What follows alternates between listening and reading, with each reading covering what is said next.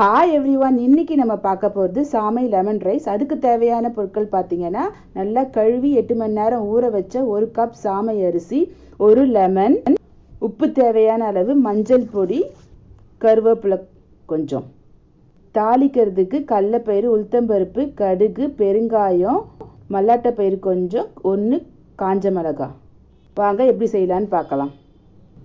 1 cup சாமை அரிசிக்கு 2.5 class தண்ணி எடுத்து அது கூட 1 ஸ்பூன் எண்ணெய் ஊற்றி நல்லா கொதிக்க விடுங்க. நல்லா கொச்சதுக்கப்புறம் நம்ம கழுவி வச்சு சாமை அரிசியை அதில் சேர்த்துட்டு ஒரு 15 நிமிஷம் நல்லா வேக விடுங்க.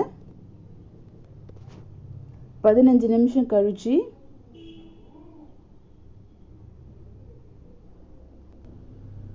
அதை திறந்து பாருங்கள்,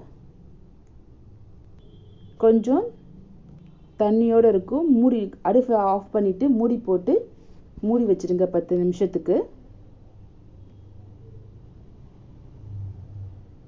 ஸோ 10 நிமிஷம் கழித்து திறந்தால் நம்மளோட சாமை ரைஸ் ரெடி.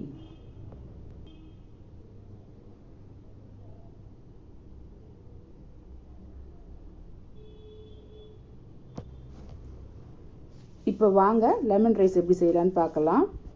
எண்ணெய் ஊற்றி அதில் கடலைப்பயிறு ஃபஸ்ட்டு போட்டு நல்லா கடலைப்பயிறு நல்லா செவந்த பிறகு மல்லாட்டப்பயிறு போடுங்க. மல்லாட்டப்பயிறு நல்லா செவந்த பிறகு கடுகு, உளுத்தம்பருப்பு, உப்பு, கருவேப்பிலை, காஞ்ச மிளகாய் எல்லாத்தையுமே சேர்த்து நல்லா வதக்கிடுங்க.